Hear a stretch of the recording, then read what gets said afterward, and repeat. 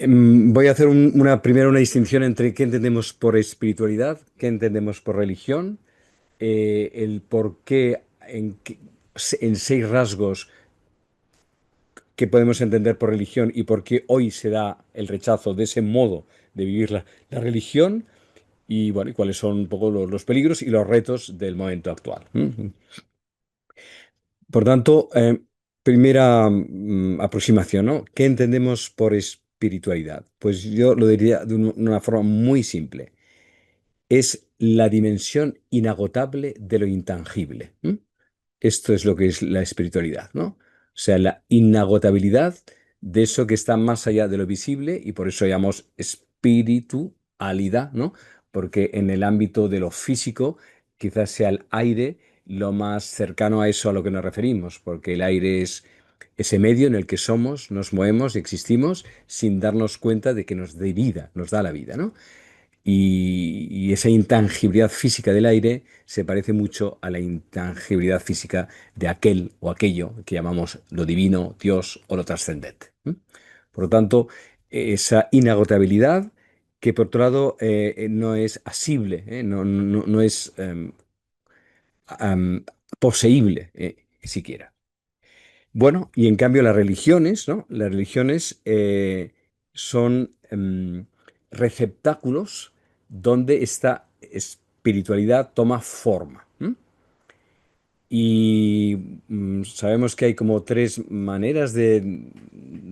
etimologías de la palabra religión muy interesantes, cada una de ellas, que podemos entender religión como religare, es decir, el vínculo que la religión crea, religare, vincularse con lo divino, con lo humano y con la tierra, con el mundo, religare. Es un relegere también, es una interpretación, toda religión es una interpretación del misterio de la vida, ¿eh? Por lo tanto, es una traducción, un intento de dar palabra a lo que está siempre más allá de toda palabra, es una lectura, una relectura de la realidad, una interpretación y también es reeligere. Toda religión lleva a una elección, se hace una elección por ese camino. Bien. El problema de las religiones históricas, tal como han existido, es que olviden el re que las precede. Es decir, cuando la re es un prefijo que indica dinamismo, novedad, eh, en lugar de ser una religación, se convierte en una ligación, se acaba siendo una prisión, ¿no? Esas ligaduras que nos vinculan con lo absoluto, con la comunidad y con el mundo, si son una ligación y no una religación, pueden acaban convirtiéndose en una atadura. Y eso nuestra sociedad lo rechaza. Cuando la relectura, relegere, se convierte en una única interpretación del misterio dogmática que no permite otras interpretaciones, o bien históricas, o bien culturales, o bien situacionales, y esa única interpretación del misterio se convierte en el dogma, digamos, ¿no? En lo único creíble, y entonces eso también hoy produce rechazo. Cuando se olvida que toda religión tiene una tradición, pero tradición no significa repetir, sino transmitir, y cada generación transmite a la siguiente el legado que ha recibido, pero al mismo tiempo lo recrea, no lo repite. Cuando se da una repetición, eso hoy en día, digamos que nuestra sociedad, en la absoluta y permanente innovación, no lo tolera, o se aburre, no lo tolera. Y el tercer punto, la reelección, si no es un continuo acto de libertad el que uno hace en ese camino y se convierte en una obligación o en una rutina, eso también nuestra sociedad lo rechaza. Por lo tanto, en la misma religión, en sus tres acepciones, tenemos su don, pero también su peligro de convertirse, de lo que ella media, se convierta en lo que ella encierra, ¿eh? Y eso que encierra es lo que en un mundo abierto por todas partes, digamos así, que no tolera.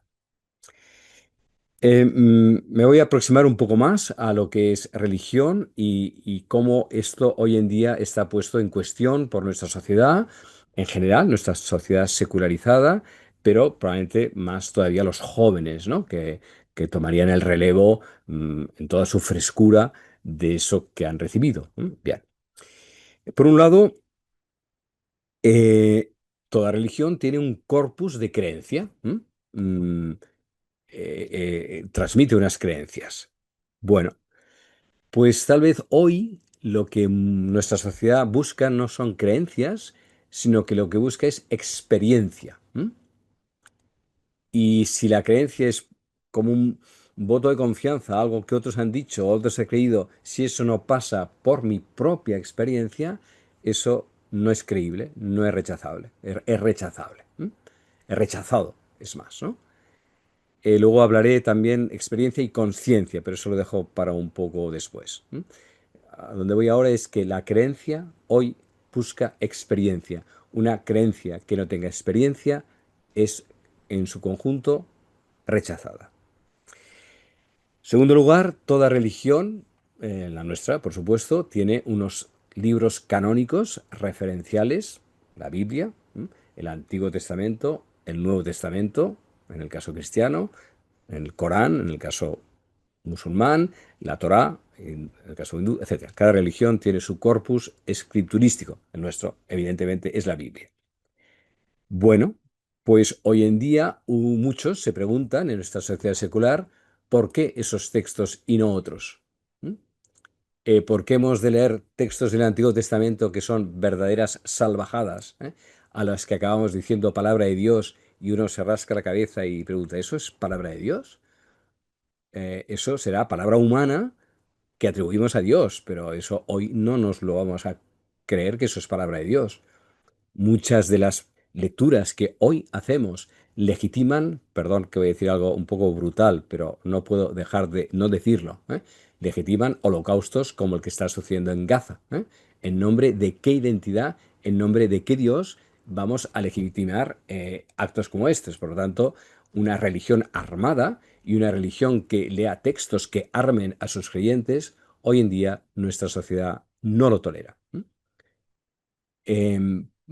Por otras cosas que hoy en día suceden también, ¿no?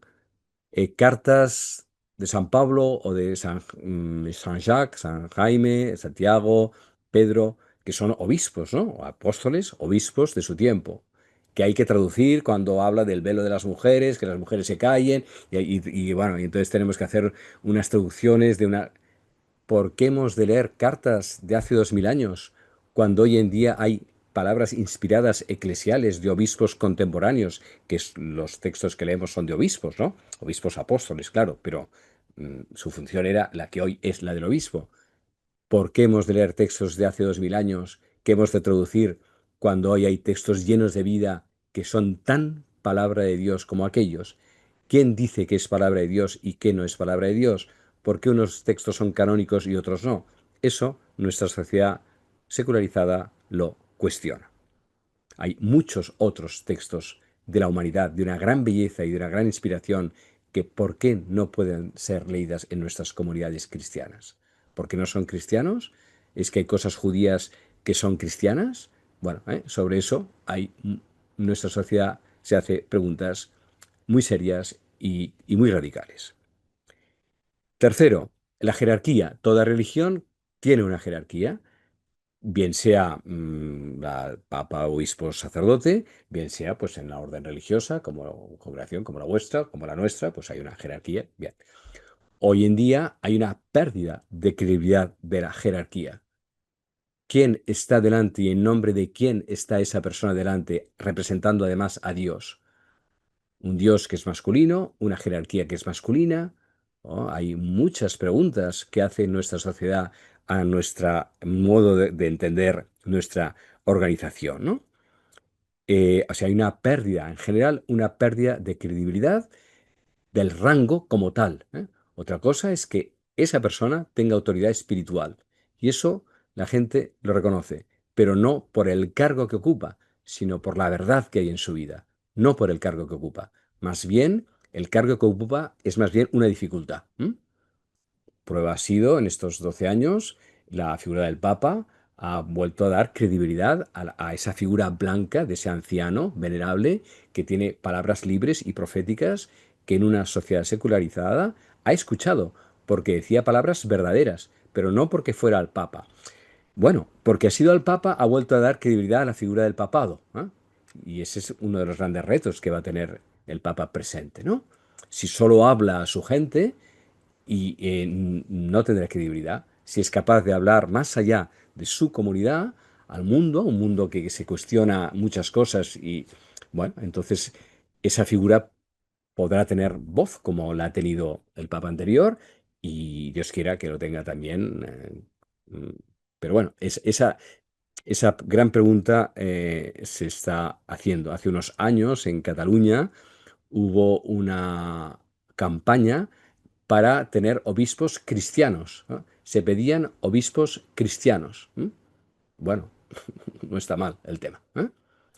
Y hace unos años también, Monseñor Gallot, francés del Lille, no, del región parisienne, que fue en aquel momento expulsado de la conferencia episcopal francesa, hablo de los años 90, yo estaba en París en aquel tiempo y por esto lo tengo cercano. Dijo algo muy, muy valiente. Dijo, tenemos miedo de ser libres y cuando somos libres damos miedo. Bueno, pues en general parece que la jerarquía eclesiástica tiene miedo de ser libres, ¿eh? Como si tienen demasiadas cosas que defender. Yo creo que de las interpelaciones del Papa Francisco ha sido que no tenía miedo, ¿no? Y eso ha hecho creíble su figura. Bueno, sobre esto podemos decir muchas más cosas, pero a donde iba es a la pérdida de la credibilidad en general de la jerarquía religiosa en su conjunto. Eh, Cuarto elemento de toda religión, bueno, pues tenemos unos rituales que compartimos, los sacramentos, ¿no? La misa dominical, pues hasta hace, en una sociedad religiosa, Francia hace tiempo que es más laica, en España pues hasta el franquismo, la misa dominical yo mismo, ¿no? Formo parte de esta generación católica que era impensable un domingo sin misa, como todos vuestros alumnos de vuestros colegios. Hoy en día había que preguntar cuántos de vuestros alumnos son de misa dominical, ¿no? Mm, Probablemente ni un 10%, probablemente. Bueno, no sé, qué porcentajes tenéis, pero en nuestro caso es así, ¿no? En las sociedades menos, es un 3%, ¿eh? Bueno, ¿por qué? ¿Qué pasa, no?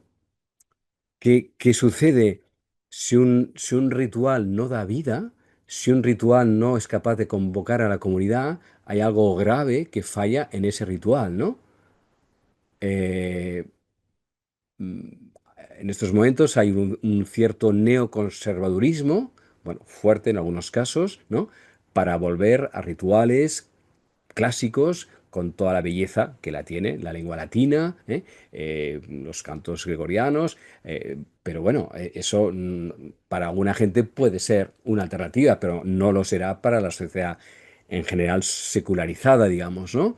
Es decir, hay una pérdida de capacidad convocatoria de unos rituales establecidos a un ritmo semanal, bueno, diario, si hablamos de la misa diaria, semanal, si es la misa dominical, anual, si es pues Navidad, Pascua, ¿eh?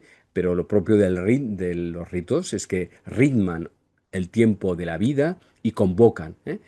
Si el rito no tiene esa capacidad convocatoria, pues se pierde el ritmo de la fe y ese ritual tiene una doble dimensión. Tiene la dimensión personal, en la cual evidentemente uno acude, pero es el lugar donde la comunidad se nutre, ¿eh?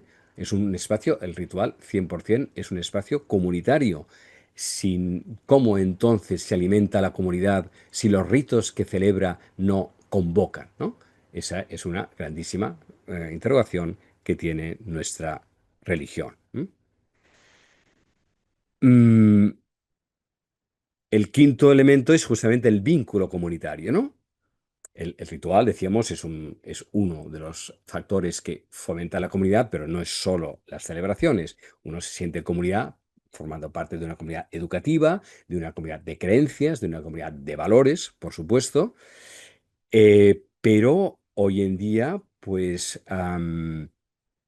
hay, primero, no pertenecemos solo a una comunidad, somos multicomunitarios con el peligro de que nuestra multicomunitariedad, digamos, debilite cada una de nuestras pertenencias. Cuando se pertenecía a una comunidad, pues toda la actividad, el calendario semanal, anual, pues gira en torno de esa comunidad. Si resulta que perteneces a muchas comunidades, bueno, pues evidentemente el vínculo con cada una de ellas es más débil, ¿no? Y eso, en una sociedad llena de oportunidades, pues evidentemente que ha afectado a nuestro sentido de pertenencia, ¿no? Hoy en día, además, nuestras comunidades no son espaciales, es decir, ligadas al lugar, ¿no? Estamos cerca del colegio marista, o estamos cerca de la parroquia, o estamos cerca, pues eso facilita. Hoy en día, nuestras comunidades no son espaciales, sino que son intencionales, ¿eh? O sea, en función de un interés común, de una intención común, nos vinculamos y pueden estar en la otra parte del mundo, ¿eh? Por lo tanto, la cercanía física que antes daba estar junto al colegio, junto a la parroquia, hoy en día, ahora mismo, ¿no? Estamos conectados online y no estamos cerca físicamente. Por lo tanto, hay muchas mayores oportunidades de comunidad que antes no existían. Bueno, en función de qué nos convocamos, ¿no? ¿Qué convoca a una comunidad? Bueno, pues eso es también una grandísima pregunta, ¿no? Y por último, toda religión, número 6, toda religión propone unas pautas de conducta, ¿no? Unas normas morales. Esto hoy en día también está muy cuestionado, ¿eh? Primero porque muchas de las normas morales se han mostrado falsas o mentiras, ¿eh? Y entonces también hay una pérdida de credibilidad de esas normas morales que los que se suponían que las sostenían no las sostuvieron, por lo tanto no hay credibilidad. Y también uno se pregunta, la gente se pregunta, mm, ¿eran tan inmorales? O sea, ¿dónde está el límite de lo moral, de lo inmoral, ético, no ético? Ahí hay toda una gran gama de registros que hace que pues, las normas incuestionadas hasta hace una generación o dos ya probablemente, hoy en día tampoco vinculan, ¿no? No son vinculantes, ¿no? Y además hay una gran variedad de opiniones en la misma Iglesia Católica sobre el tema de la sexualidad, etcétera, etcétera, ¿no? De la eutanasia, del aborto, o sea, en función de qué, ¿eh? Por lo tanto, eso tampoco genera un acuerdo y no es ninguna garantía de, ni de uniformidad, ¿no? ¿Quién las determina? ¿Por qué se determinan? Bueno, pues todo eso, digamos, mina, para decirlo así, pone en cuestión el vínculo con esa comunidad de creencia, ¿no? O de fe. Bueno, todo esto, por lo tanto, está ahí revuelto, y son muchos los factores, como veis, que están ahí abiertos, pero después de esta descripción un poco dispersa, voy a concentrarme en algo más profundo. Se ha hablado de como de tres grandes categorías en relación con la pauta del ser, ¿eh? O sea, ¿qué es lo que regula nuestra actitud? ¿Qué es lo que regula nuestro vínculo con Dios, nuestro vínculo fundamental con la vida, también con la comunidad de creencia? ¿Eh? Y se han hablado de tres grandes sí, paradigmas, para decirlo así. El paradigma de la heteronomía, el de la autonomía y el de la ontonomía. Los voy a explicar, pero antes los he mencionado. Lo repito. El paradigma de la heteronomía. La heteronomía significa que el nomos, es decir, la pauta, la ley, la norma, nomos, viene dado de afuera, heteronomos, es exterior a la autoridad que da la norma, es una autoridad comunitaria, elevada a Dios, evidentemente, ¿no? En nuestro caso.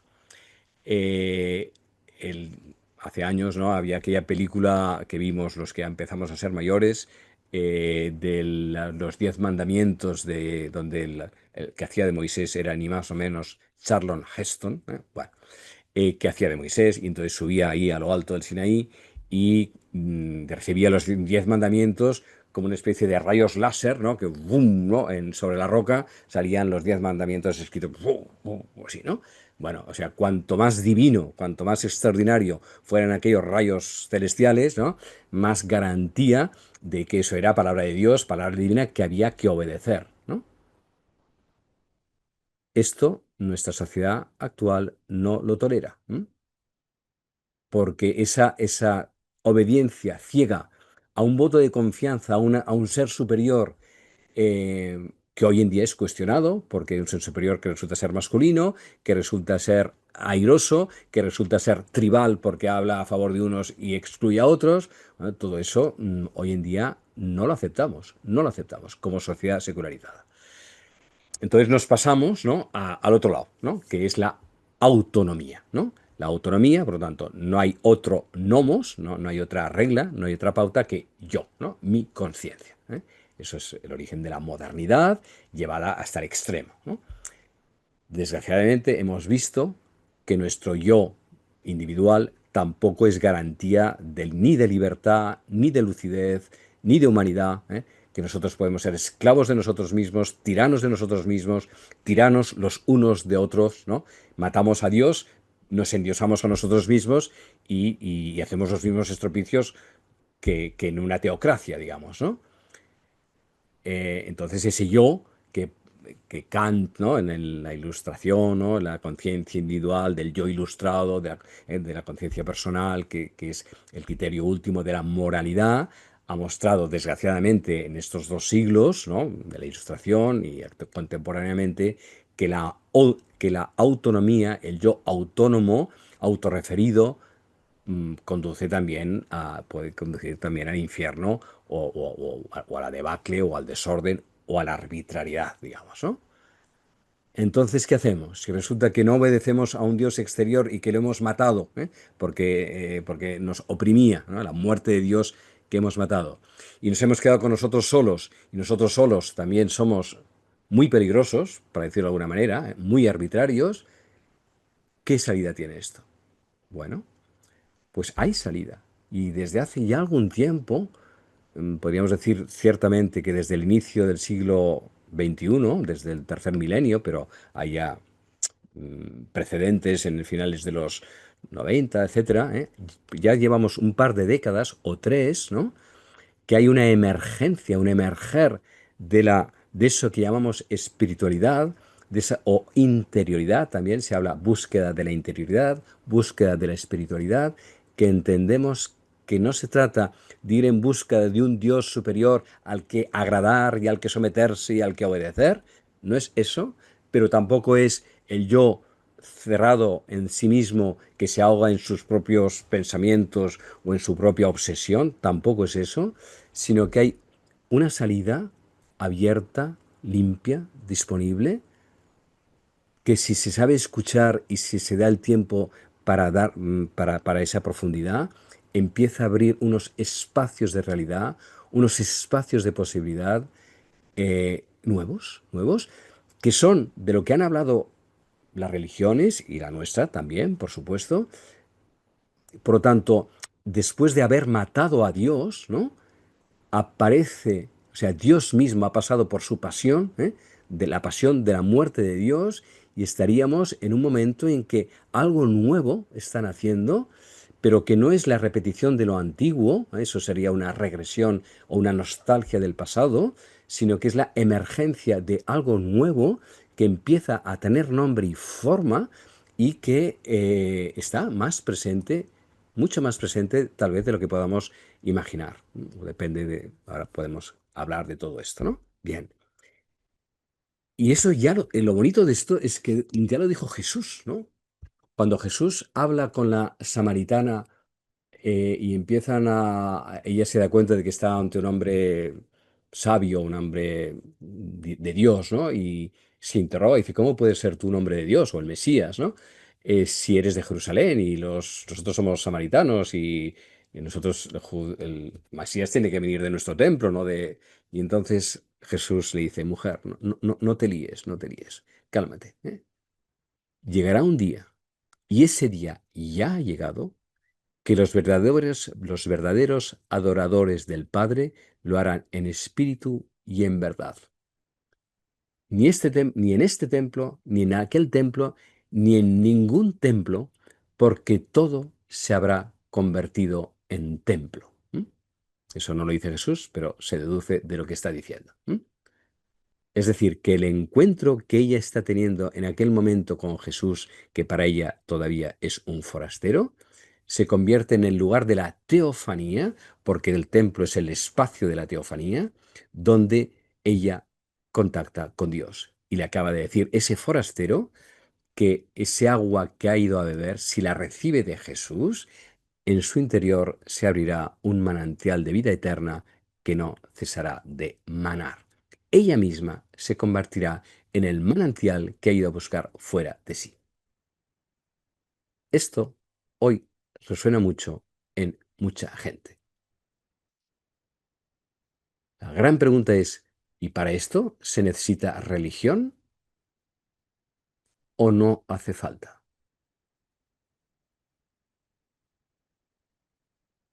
Es lo que está planteado hoy sobre la mesa y a eso habríamos de responder, depende qué tengamos por religión. Si religión es ligación, una sola interpretación entonces eso hoy en día no es posible. Si por religión entendemos un legado transgeneracional, o sea, que ha atravesado las generaciones, que se recibe del pasado, de la memoria del pasado, pero que se ofrece con toda su frescura y con toda su posibilidad para que cada generación, cada comunidad y cada persona lo viva en profundidad, entonces sí, las religiones tendrán su lugar en el mundo, el cristianismo podrá tener su religión, su lugar en el mundo junto con las demás religiones, porque hoy en día no podemos tampoco prescindir del contexto interreligioso, que es el espacio también de la secularidad, ¿no? No hay una religión, sino que hay diferentes religiones en un espacio común. En Europa, pues hay evidentemente un sustrato cristiano, eso es obvio que sí. Incluso en la sociedad secular francesa, se ha vuelto a reconstruir Notre Dame y la han puesto, después de todos los proyectos, el mejor era el que había y por lo tanto eso es todo una lección muy interesante. O sea que eso sigue teniendo su lugar. En Barcelona mismo, pues se está haciendo la Sagrada Familia y hay millones de personas que vienen a la Sagrada Familia, o sea, no hay un rechazo total de la religión, no lo hay, ¿eh? Pero a condición de que eso no se imponga, eso a condición de que uno libremente elija cuándo quiere ir y para qué quiere ir, ¿eh? Por lo tanto, sí que hay un espacio para la religión, pero no de cualquier modo, ¿no? Bueno, em, todavía un poquito más, un poquito más. Mm, entonces, en este tercer tiempo, que sería el de la ontonomía, onto viene del ser, ¿no? De la escucha del ser. Por lo tanto, no es la heteronomía, que es una voz ajena, no es la autonomía, que es la propia voz, pero ahogada con el peligro de que esté autorreferida en sí misma, sino que es la ontonomía, la escucha del ser, que también podemos decir teonomía, si este teos no lo entendemos como una instancia impuesta desde arriba, sino como esa profundidad divina, que está en todas las cosas y que escuchándola es como se revela, no porque se imponga, sino porque se escucha y uno libremente la acepta. Entonces, los rasgos de esta emergencia, de este emerger de una nueva espiritualidad que no necesariamente está en contradicción con la religión según como la religión se ofrezca a la comunidad, es hoy en día lo que la gente está buscando es conciencia, o sea, conciencia versus creencia o obediencia, ¿eh? Lo he dicho un poco antes y ahora lo vuelvo a retomar, ¿eh? En profundidad, la vía que abre hacia Dios, hacia la profundidad de lo real, hacia la profundidad de cada persona, es la conciencia. O sea, a desplegar los elementos que hace que cada instante sea ese y no otro, no porque esté llevado, impuesto ni por una creencia, o sea, delimitado por una creencia que encierra en unas claves unas posibilidades mucho mayores que esa creencia, y al mismo tiempo tampoco obediencia, si por obediencia entendemos sumisión, al no ser que por obediencia entendiéramos escucha sagrada, que es lo que significa en verdad. Obediencia significa, viene de audire, es decir, estar a la escucha, y si por estar a la escucha entendemos obediencia, podríamos decir que sí, pero como está tan manchada la palabra obediencia, es mejor yo creo que hablar de conciencia o de escucha sagrada. Eh, por otro lado, eh, mm, la posibilidad, ¿no?, de descubrir nuevos espacios sagrados, ¿no? La distinción antigua de la religión entre profano y sagrado, tiempos sagrados que son los rituales y los espacios sagrados que son las iglesias o las capillas separados de lo profano, esta distinción entre sagrado y profano ya no rige. Hoy hay mucha gente que quizás sin nombrarlo, sin darse cuenta, pero lo está viviendo, la experiencia de la sacralidad de la naturaleza, por ejemplo, ¿eh? Hay un ritual de nuestra sociedad secular que no se da, que es la salida de los urbanitas a la naturaleza. Ese es el ritual dominical de la mitad de la población, ¿no? Bueno, ahí su templo es la naturaleza. No, sin darse cuenta, es donde se están abriendo, donde se están serenando, donde están conectando con algo mayor que sí mismos. ¿Bien? Es otros espacios sagrados por descubrir, por identificar. El deporte. Hay una forma de hacer deporte muy narcisista, o competitiva, sin duda. Pero hay una forma de hacer deporte que es una práctica espiritual o meditativa, ¿eh? Los ciclistas que salen a primera hora y están con el fresco de la mañana, o los kilómetros que hacen, hay un contacto con el cuerpo no mental, no competitivo, también comunitario, porque ¿no?, los ciclistas van, digo ciclistas, también los que hacen maratón, es decir, hay muchos deportes no competitivos y no narcisistas que son vías espirituales, aunque a lo mejor no se hayan identificado con este nombre.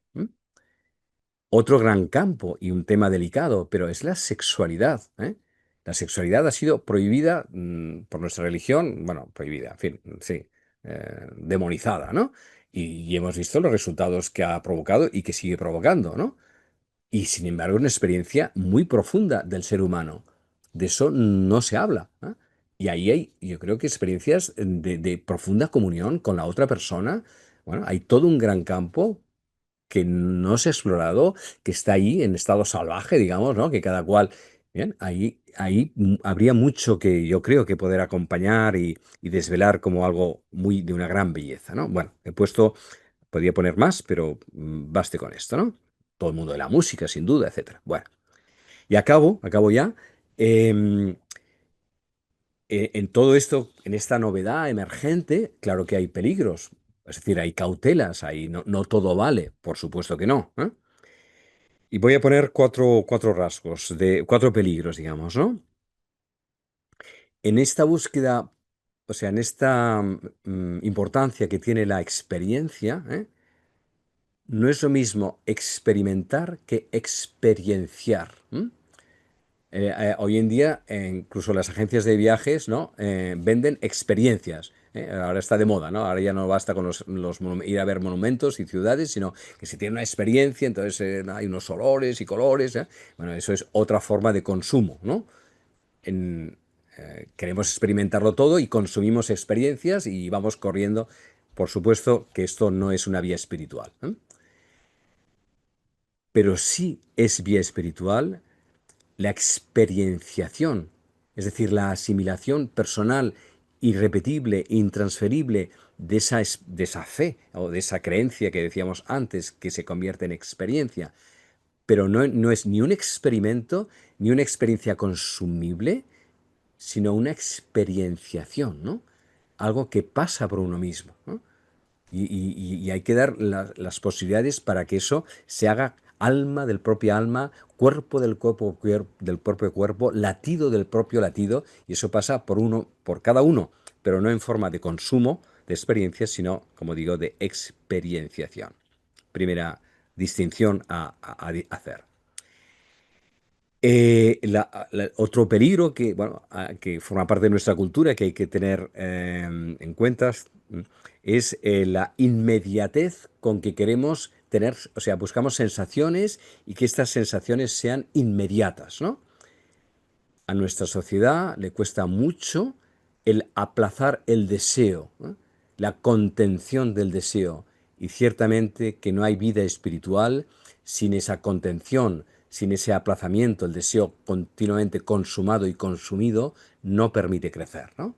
Entonces, ¿qué pedagogía del deseo, sin prohibir el deseo de una forma moralística, pero teniendo en cuenta que el deseo permanentemente satisfecho no deja crecer, ahí hay toda una gran tarea de acompañamiento espiritual, ¿no? Cómo aplazar y contener el deseo y descubrir qué es lo que verdaderamente uno desea, ¿no? En relación con esto, la importancia, o sea, hoy estamos en una sociedad de speed society, ¿no? O fast, ¿no? O sea, el fast food, todo rápido, todo es inmediato, ¿no? Bueno, esto también va en contra de la espiritualidad. La espiritualidad son procesos largos, ¿no? Procesos en el tiempo, ¿eh? Entonces eso también requiere de ese acompañamiento, ¿no?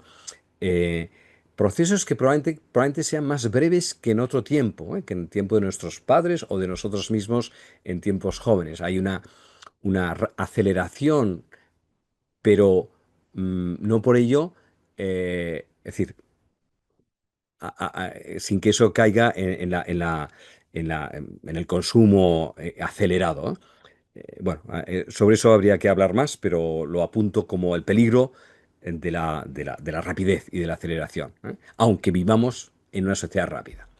Y por último, la dificultad de establecer vínculos a largo plazo, tanto con compromisos personales como con compromisos comunitarios, ¿no? O sea, nos cansamos enseguida de crear vínculos, y eso pasa ahora en las parejas, pero pasa también en las comunidades, ¿no? Los compromisos son de corto plazo y entonces las vinculaciones, bueno, pues crear un espacio donde se cultiva algo a largo plazo y con los vínculos de la comunidad, esto hoy en día sin duda es una dificultad.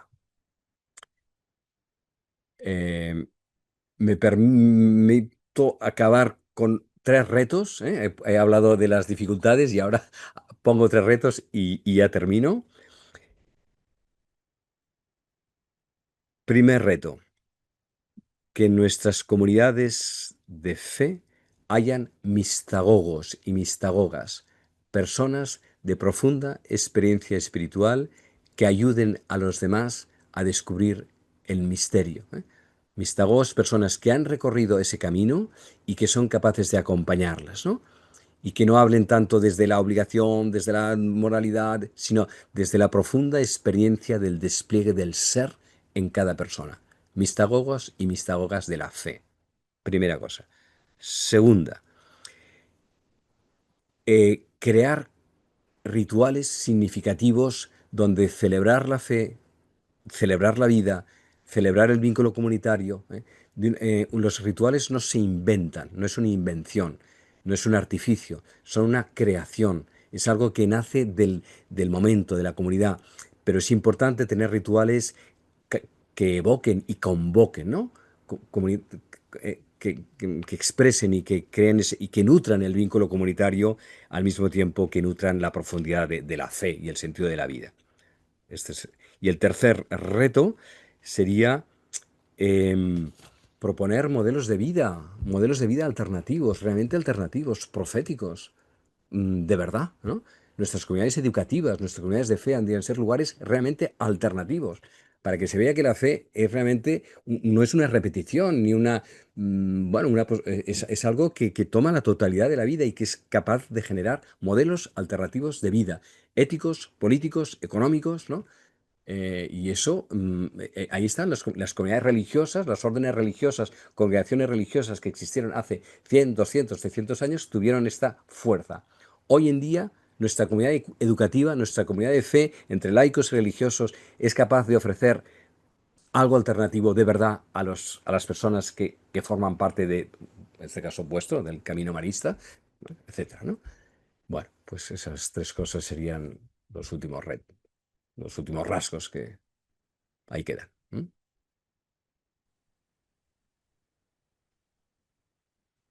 Muchas gracias, Xavier. ¿eh?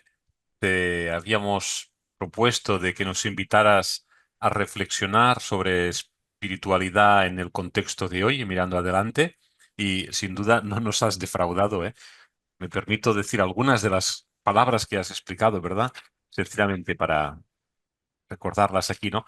Nos has empezado hablando de espiritualidad y de la definición y de religión, y nos has comentado 6 elementos, ¿verdad?, de la religión, que si la tradición, que si los libros, que si los corpus de creencias, la jerarquía, la ritualidad, el sentido comunitario, las pautas de conducta. Pero luego has hablado más a fondo, has abierto la segunda parte de más profundidad, ¿verdad? Distinguiendo entre heteronomía, autonomía y ontonomía. Y ahí nos has invitado a esta espiritualidad o interioridad con el ejemplo de la samaritana, ¿eh? Con el ejemplo de la samaritana. Ahí hemos aprendido un poquitín que querías decirnos con autonomía. Ya han aparecido palabras como la escucha del ser o la conciencia, ¿eh? Y luego, para acabar, 3 cautelas, ¿verdad? Sobre esta nueva forma de entender, pues, la espiritualidad, ¿eh? Y 3 retos. ¿eh?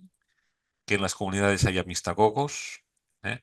Que haya rituales significativos y que haya modos alternativos de vida, ¿eh? Muchas gracias porque si habíamos propuesto que nos echaras una mano en reflexionar, me parece que ahí está el contenido.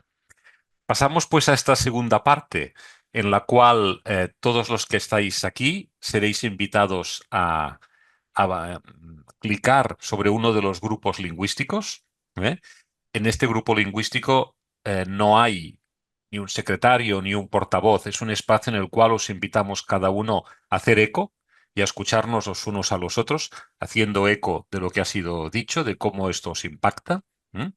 Libremente os organizáis cada grupo. Y luego sabed que también tendremos este tiempo abierto, donde cada uno, a partir de lo que Xavier nos ha hecho reflexionar, más lo que habéis oído, pues también os invitaremos para que compartáis con el gran grupo vuestras preguntas, vuestras reflexiones y daremos la palabra a Xavier para ello. Entonces, me parece que será Jaume. Pum, ya aparece aquí una lista, pues cada uno se inscribe. ¿eh? Jordi Cunillera, endavant. Sí, hola, buenas tardes. Lo digo porque empiezo, porque yo he comentado en el grupo y a las 7:30 tengo que dejaros y entonces pues lanzo la primera y es una pregunta para Xavier. Has comentado las 4 dificultades hacia el final, ¿no? de la charla, las 4 dificultades que veías en todo este proceso.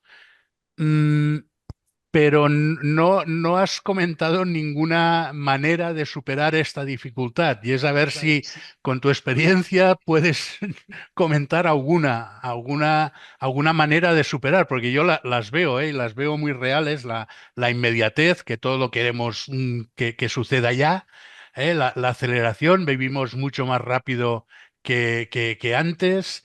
La dificultad del compromiso a largo plazo, o sea que las veo unas dificultades muy reales, pero no sé cómo superarlas. Y entonces es preguntar si tienes alguna pista para superar estas dificultades.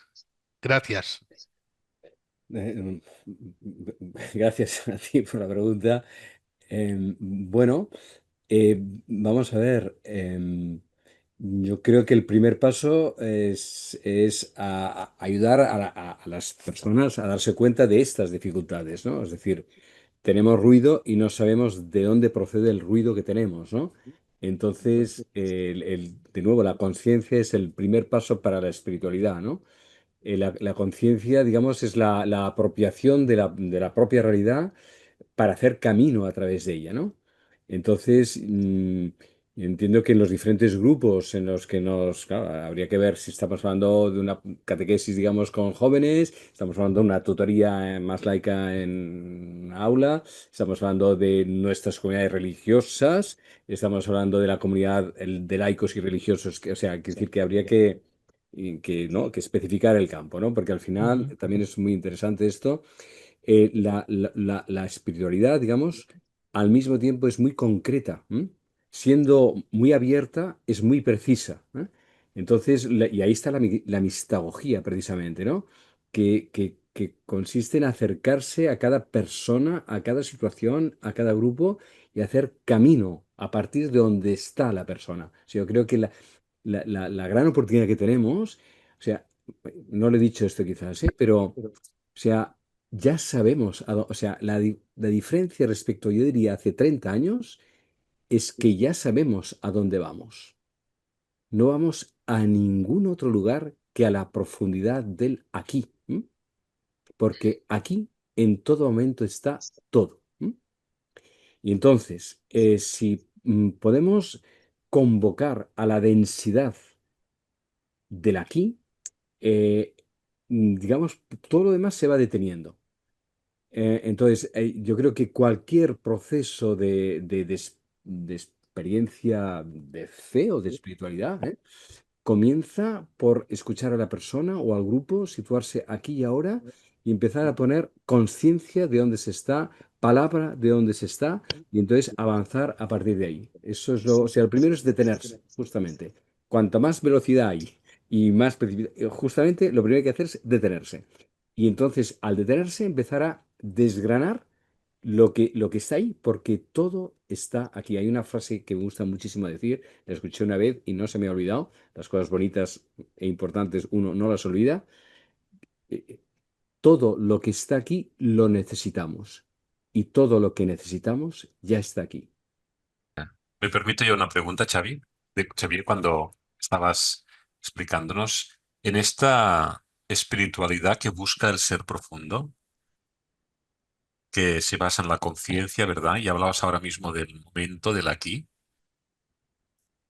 La palabra conversión, ¿qué matices adopta? Mm. Plenos, plenos. Es una conversión ontológica, digamos, ¿no? Es una conversión en la dirección del ser. A veces la conversión, depende, ¿eh? Entonces, todas las palabras son importantes y tienen su sentido, ¿eh? Y a mí la palabra conversión me gusta mucho precisamente, ¿eh? Conversión significa, viene de convertere, ¿no? De girar 180 grados la disposición. A ahora no tengo, espera, tengo un vaso y así.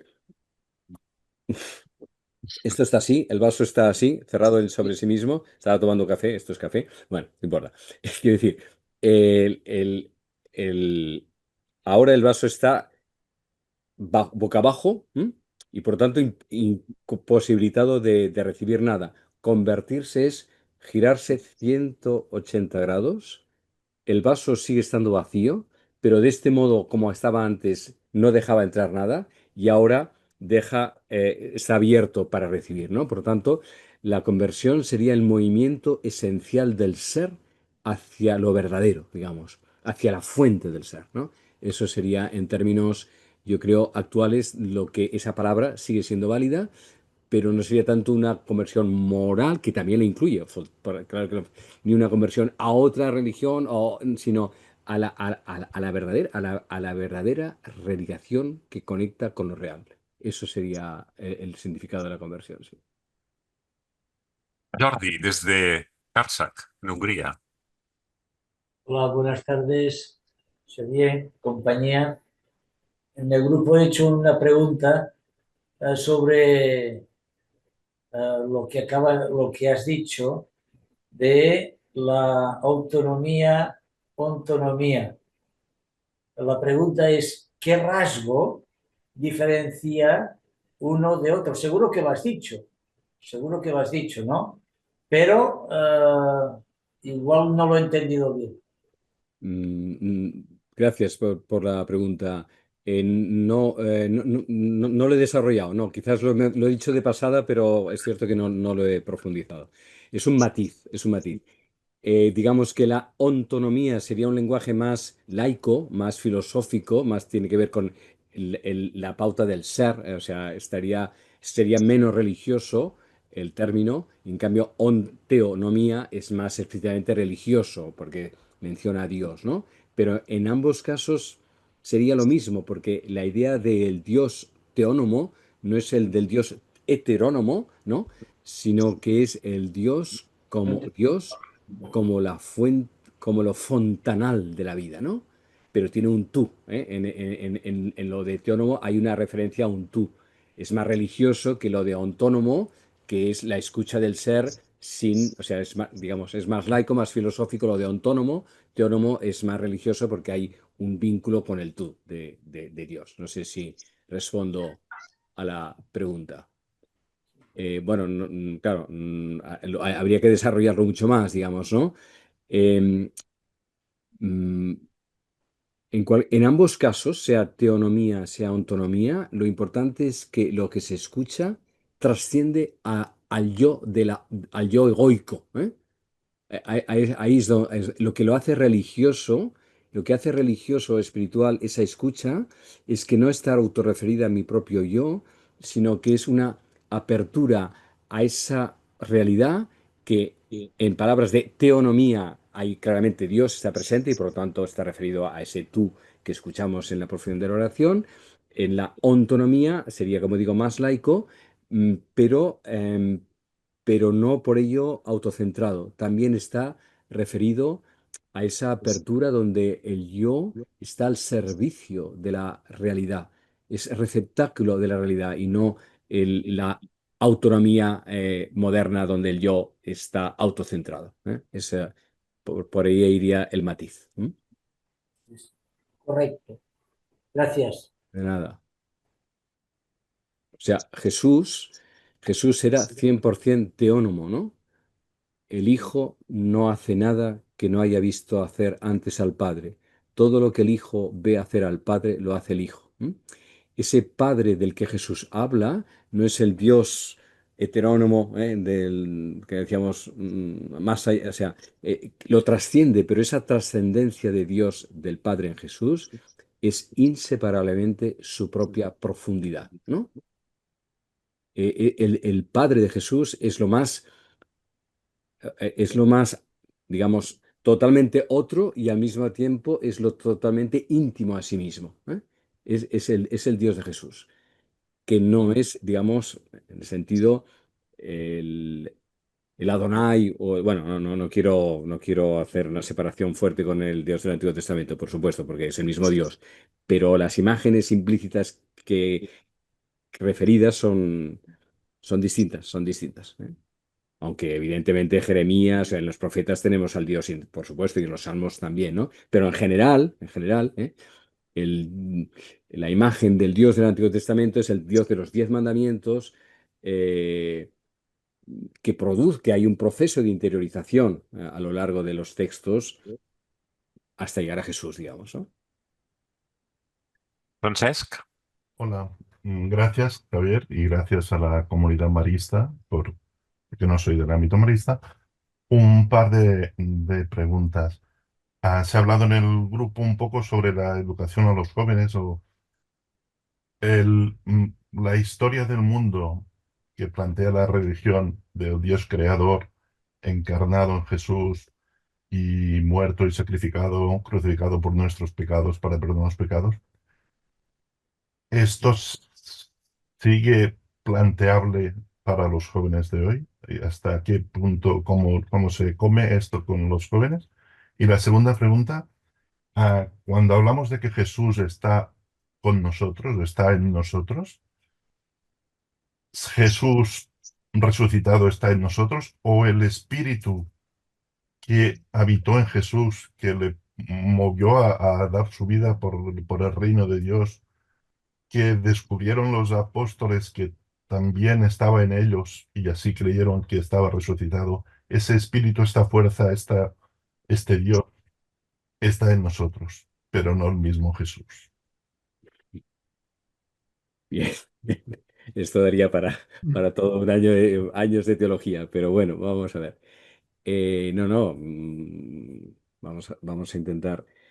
Ciertamente que el esquema de un Cristo encarnado que viene a morir por nuestros pecados, a redimirnos, esto es heteronomía, esto es el paradigma heterónomo que en una sociedad secularizada no se sostiene. Vamos, creo que estamos en otros registros, por eso hay que hacer una relectura de todo, digamos, ¿no? Claro, pero eso requiere una respuesta mucho más larga, ¿no? Vamos a ver, ¿cómo se reinterpretan nuestra terminología clásica en clave teónoma y no heterónoma, ¿no? Ahí está el punto, ¿no?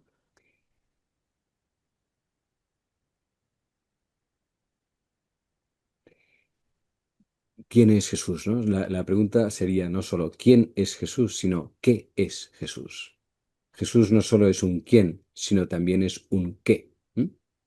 Jesús es el lugar de encuentro del pleno vaciamiento del Dios en un ser humano y de un ser humano en Dios. Y esas ofrendas son el encuentro de dos ofrendas. Cuando el ser humano hace el mismo proceso que Jesús, llega al mismo lugar que Jesús. Este año se está celebrando el 1700 aniversario del Concilio de Nicea. Yo no me he metido en este tema, en esta lid, para no salir quemado, pero hay que ir, o sea, bueno, a ver, no sé hasta dónde puedo, ni cuánto tiempo tengo, ni hasta dónde puedo hablar. No, no, es que son temas muy delicados ¿no? O sea, vamos a ver. Ya que lo preguntes, lo voy a responder con toda sinceridad, ¿eh? Y ya está. Pues para eso me habéis llamado a mí y no para Y eso. tan, y tan, y tan, Xavier. Sinceramente, al final cuando uno habla, no deja de hacer su profesión de fe, ¿eh? Porque hablar de Dios es hablar de la propia fe, ¿no? Creo que hoy en día estamos llamados, o sea, el concilio, el credo de Nicea y luego Constantinopla llegó hasta el máximo de lo formulable en aquellas categorías. Pero creo que hoy en día hemos de dar un paso más que todavía no nos atrevemos a dar, porque es un estado de conciencia, que es que aquello que decimos de Jesús, el Cristo, pueda llegar a ser dicho de todos y de todo.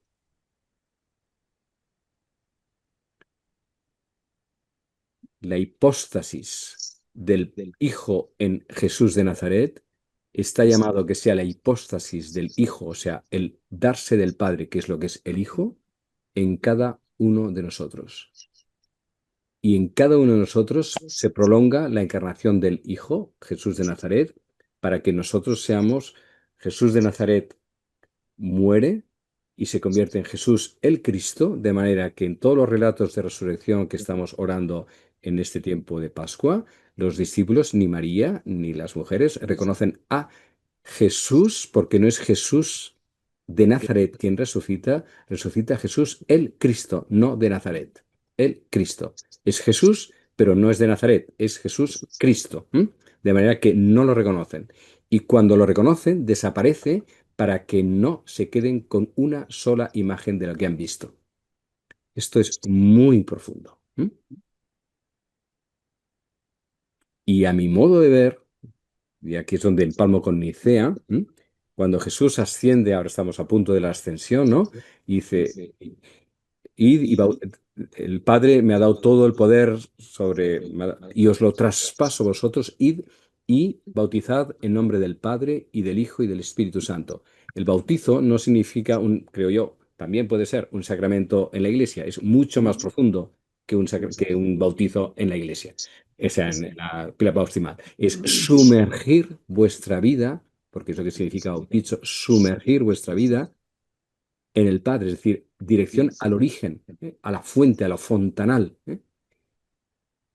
Bautizad en el Hijo, bautizaros en fraternidad, en solidaridad, en sororidad, o sea, en vincularos como hermanos y hermanas, porque sois en el Hijo, hermanos y hermanas. Y bautizad en el Espíritu Santo, discernir los movimientos divinizadores de la historia, porque el soplo del Espíritu está en vosotros para que tome la forma que vosotros le deis, ¿no?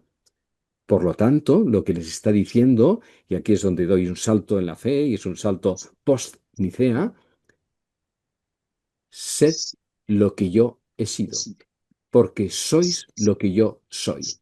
¿Os atrevéis a ser lo que yo soy? ¿O me adoraréis siempre como un fuego que si quema os vais a asustar? No, no basta con adorar el fuego, hay que convertirse en el fuego que adoramos. Y eso es ser cristiano. Sed lo que yo soy.